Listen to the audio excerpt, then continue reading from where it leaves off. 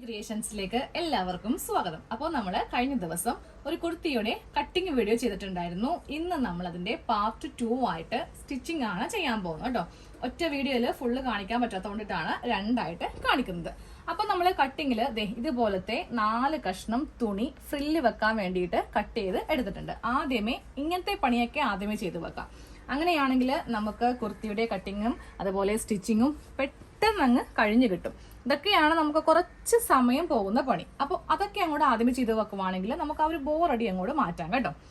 2 കഷ്ണം തുണി എടുത്തിട്ട് നല്ല വശവും തമ്മിൽ ഇങ്ങനെ വെക്കാം. എന്നിട്ട് ഒന്ന് സ്റ്റിച്ച് ചെയ്ത് കൊടുക്കാം. നേരെ ഇത് ഒന്ന് ഓപ്പൺ ചെയ്തിട്ട് ഒന്ന് പതിച്ചടിച്ചും കൂടെ കൊടുക്കണം. എന്നാൽ മാത്രമേ ഇത് നല്ല സ്റ്റിഫായിട്ട് ഇരിക്കത്തുള്ളൂ. ഇങ്ങനെ ഒന്ന് ചെയ്യാം കേട്ടോ. പതിച്ച് ഇങ്ങനെ ഒന്ന് തയ്ച്ച് ഇങ്ങനെ ഒന്ന് വെച്ച് കൊടുത്തിട്ടുണ്ട്.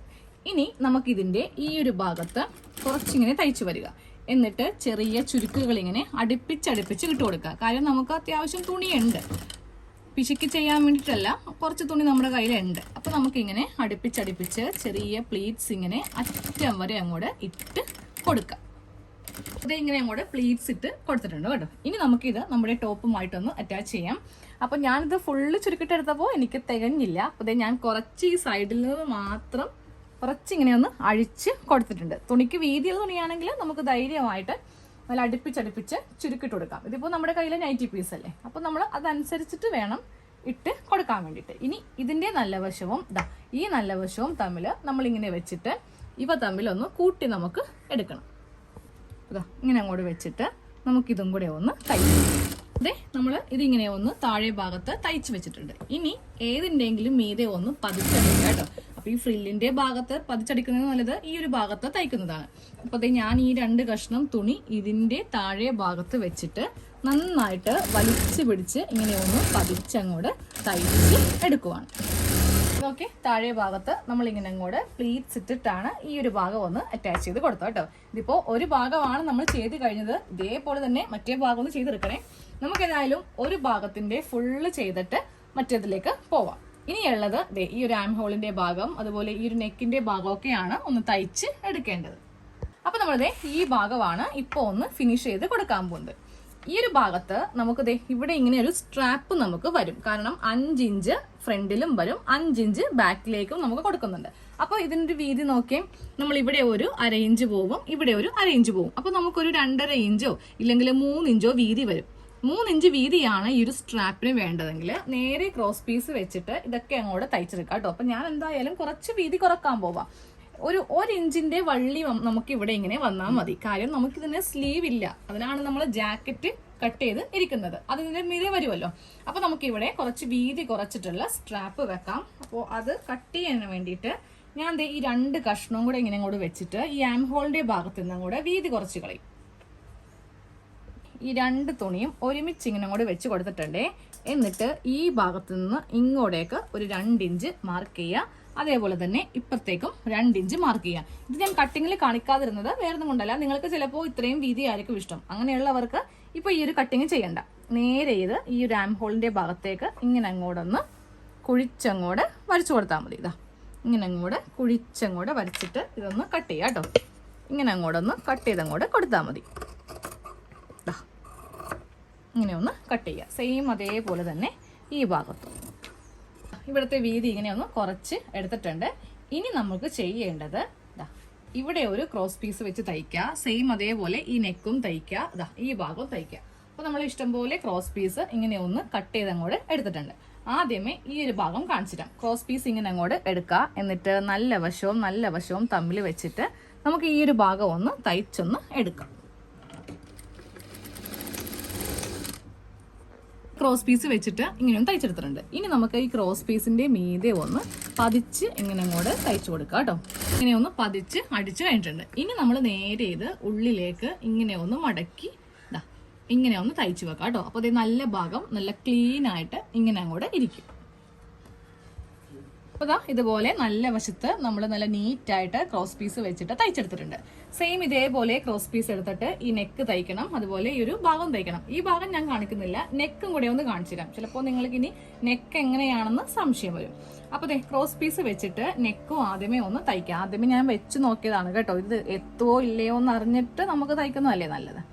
അപ്പോൾ അതേ എത്തുന്നുണ്ട്. അപ്പോൾ അതാ ഇങ്ങനെ അങ്ങോട്ട് വെച്ചിട്ട് 1/4 ഇഞ്ചിലാണ് നമുക്ക് നെക്ക് അടിക്കേണ്ടത്. തയ്ച്ച് തുടങ്ങുമ്പോൾ ഒന്ന് കെട്ടിട്ട് തുടങ്ങിക്കോ കേട്ടോ. ഇങ്ങനെ അങ്ങോട്ട് തയ്ച്ച് ഇപ്പുറം കൊണ്ടുവരും. ക്രോസ് പീസ് വെച്ചിട്ട് ഇങ്ങനെ തയ്ച്ചെടുത്തിട്ടുണ്ട്. ഇനി നമുക്ക് നേരെ ഇതിന്റെ മീതെ ഒന്ന് പതിച്ച് അടിച്ചു കൊടുക്കണം. എന്നിട്ട് വേണം ഉള്ളിലേക്ക് വെച്ചിട്ട് നെക്ക് അടിക്കാനായിട്ട്. ഇല്ലെങ്കിൽ എന്നിട്ടൊന്നും അറിയോ, നല്ല വശത്ത് ഈ ഒരു തുണി ഇങ്ങനെ മീതേക്ക് ഇങ്ങനെ അങ്ങോട്ട് വരും. ഇതാ ഇങ്ങനെയൊന്ന് തയ്ച്ചെടുത്തിട്ടുണ്ട്. ഇനി നേരെ ഉള്ളിലേക്ക് ഇങ്ങനെ അങ്ങോട്ട് വെച്ചു കൊടുക്കുക. എന്നിട്ട് വേണം തുണി മടക്കി ഇങ്ങനെ അങ്ങോട്ട് വെച്ചിട്ട് നമുക്ക് നെക്കൊന്ന് തയ്ക്കാനായിട്ട്. ക്രോസ് പീസ് വെച്ചിട്ട് നെക്കും ഇങ്ങനെ ഒന്ന് തയ്ച്ച് എടുത്തിട്ടുണ്ട്. ഉൾഭാഗമാണെങ്കിലും ദാ ഇങ്ങനെയാണ് ഇരിക്കുന്നത് കേട്ടോ. ഇനിയൊന്നും ഹെമ്മിങ്ങോ ഒരു കാര്യവും ചെയ്യേണ്ട.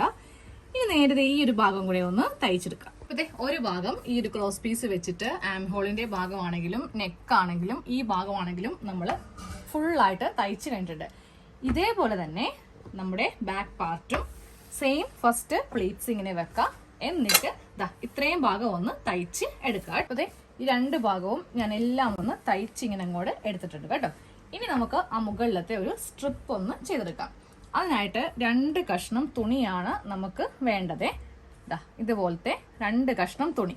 ഇതിന് നീളവും വീതിയും എത്ര ഇഞ്ചാണ് എടുക്കേണ്ടതെന്ന് പറഞ്ഞുതരാം. നമുക്കിതിന് ലെങ്ത് വേണ്ടത് 11 ഇഞ്ച് ലെങ്ത് ആണ് വേണ്ടത്. 5 ഇഞ്ച് ഒരു ഭാഗത്തേക്കും ബാക്കിയുള്ള 5 ഇഞ്ച് രണ്ടാമത്തെ ഭാഗത്തേക്കും 1 ഇഞ്ച് തയ്യൽ തുമ്പ്. ഇങ്ങനെയാണ് ഇതിന്റെ കണക്ക് വരുന്നത് കേട്ടോ. അപ്പോൾ ലെങ്ത് 11 ഇഞ്ച് വേണം. വിഡ്ത്ത് വേണ്ടത് 2.5 ഇഞ്ച് വിഡ്ത്താണ് നമുക്കിതിന് വേണ്ടത്. എന്നിട്ട് ഇതിങ്ങനെ ഒന്ന് മടക്കി വെച്ചിട്ട് നമുക്കൊരു 1/4 ഇഞ്ചിൽ തയ്ച്ചെടുക്കാം. ഇതുപോലത്തെ 2 സ്ട്രിപ്പ് നമ്മളൊന്ന് കട്ട് ചെയ്ത് എടുത്തിട്ട് ഇങ്ങനെ തയ്ച്ചെടുത്തിട്ടില്ലേ. ഇനി നമ്മളിത് ഈ ഭാഗത്ത് ഇതിങ്ങനെ ഒന്ന് വെച്ച് കൊടുക്കണം കേട്ടോ. ഇത്രയും വീതിയാണ് നല്ലത്, എന്നാലേ ആ ടോപ്പ് കാണാൻ വേണ്ടി ഒരു ഭംഗി ഉണ്ടാവത്തുള്ളൂ. അതിന് ആദ്യമേ നമ്മൾ ചെയ്യേണ്ടത് ഇതിന്റെ നല്ല വശം ഒരു ഇറുക്കിലോ അല്ലെങ്കിൽ അതേ ഒരു കഷ്ണം പിന്നാണെങ്കിലും മതി, ഇതുകൊണ്ട് ഇങ്ങനെ ഒന്ന് കുത്തി ഇങ്ങനെ ഒന്ന് എടുക്കുക. അതെ ഇങ്ങനെ അങ്ങോട്ട് നമുക്കിതിന്റെ നല്ല വശം ഒന്ന് എടുക്കണം.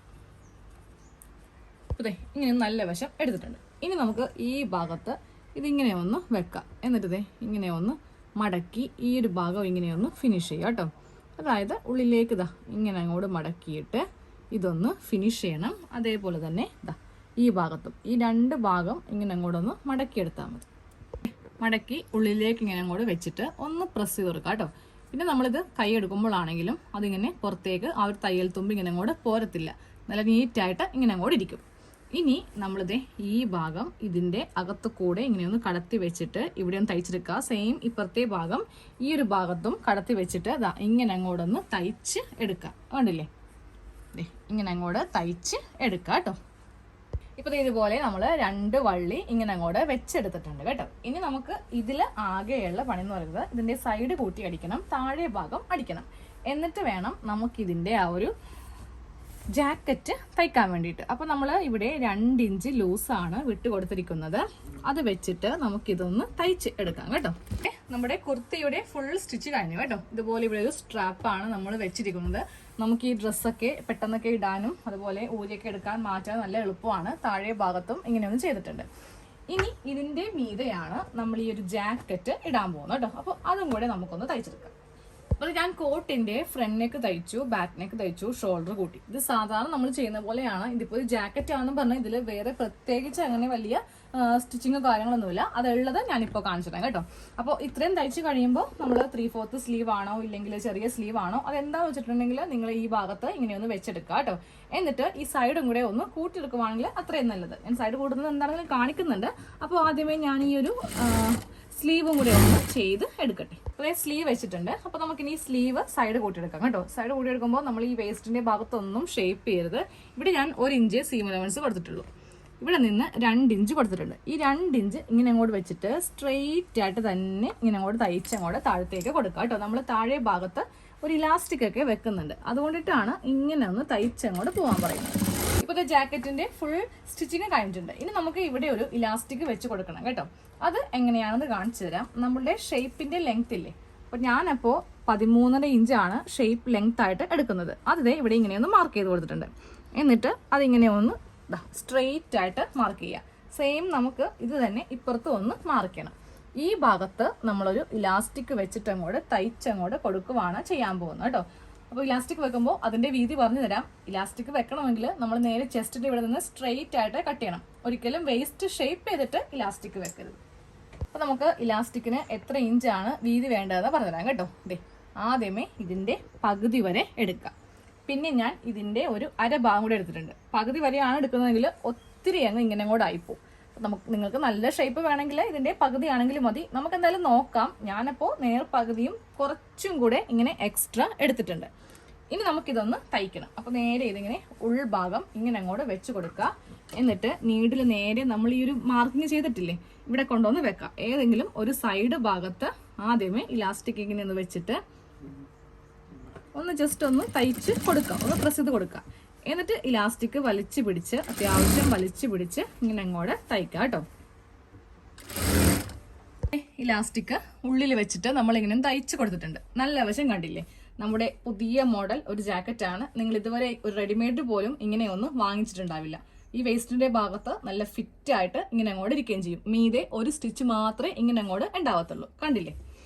അപ്പൊ നമുക്ക് വേണമെങ്കിൽ ഇത് ചെയ്യുമ്പോൾ ആ ഒരു യോക്കിന്റെ തുണി ഇതിൽ കൊടുക്കുവാണെങ്കിൽ പിന്നെ ഒന്നിന്റെ കൂടെയും ഇത് ഇടാൻ പറ്റത്തില്ല കേട്ടോ. നമുക്ക് വേറെ ഏതിന്റെയും കൂടെ യൂസ് ചെയ്യണമെങ്കിൽ അങ്ങനെ ആവാം. അതുകൊണ്ടിട്ടാണ് ഞാനൊരു പൈപ്പിങ്ങോ അല്ലെങ്കിൽ സ്ലീവിന്റെ താഴെയോ ഒന്നും നമ്മുടെ ആ ഒരു ടോപ്പിന്റെ തുണി കൊടുക്കാതിരുന്നത്. അപ്പോൾ ഇതൊന്ന് ഇട്ട് കാണിച്ചിട്ട് ടോപ്പ് ഞാൻ ഡമ്മിയിൽ ഇട്ടിട്ടുണ്ട് കേട്ടോ. മുകളില് സ്ട്രാപ്പും താഴെ ഭാഗത്ത് നമ്മൾ ഇതുപോലെ പ്ലീറ്റ്സും കൊടുത്തിട്ടുണ്ട്. അപ്പോൾ കാണാൻ വേണ്ടി ഒരു വെസ്റ്റേൺ ലുക്ക് ആയിരിക്കും ഈ ഒരു ടോപ്പ് കാണാൻ വേണ്ടിയിട്ട്. ഇനി ഇതിന്റെ മീതെയാണ് നമ്മൾ ജാക്കറ്റ് ഇടാൻ പോകുന്നത്. ഇതിന്റെ മീതെ ജാക്കറ്റ് ഇട്ട് കൊടുത്തിട്ടുണ്ട് കേട്ടോ. 3/4 സ്ലീവ് ആണ് നമ്മൾ വെച്ചിരിക്കുന്നത്. ഷോർട്ട് ആണെങ്കിൽ അങ്ങനെ ചെയ്യാം കേട്ടോ. പിന്നെ ഇതിന്റെ ഏറ്റവും വലിയ ഭംഗി ഇതുപോലെ ഈ ഒരു ഭാഗത്ത് ഇലാസ്റ്റിക് വെച്ച് കൊടുക്കുന്നതാണ്. അപ്പോൾ നിങ്ങൾക്ക് വേണമെങ്കിൽ സ്ലീവിന് ചെയ്യാം. അപ്പോൾ ഞാൻ സ്ലീവ് ചുമ്മാ ഇങ്ങനെ കൂടി ഇട്ട് കൊടുത്തിട്ടുണ്ട്. പിന്നെ ഇതിന്റെ മീതെ നമ്മുടെ ടോപ്പിന്റെ തുണി ഒന്നും വെച്ച് എന്താ പറയാ, നമുക്കപ്പോൾ ഇതിന്റെ കൂടെ മാത്രമേ ഇടാൻ പറ്റത്തുള്ളൂ. വേറൊരു ഡ്രസ്സ് ഇടുമ്പോഴും നമുക്ക് വേണമെങ്കിൽ ജാക്കറ്റ് യൂസ് ചെയ്യാം. അങ്ങനെയാണെങ്കിൽ ഇങ്ങനെയൊന്ന് തയ്ച്ചെടുക്കാം കേട്ടോ. അപ്പോൾ നമുക്ക് അടുത്ത വീഡിയോയിൽ കാണാം. താങ്ക്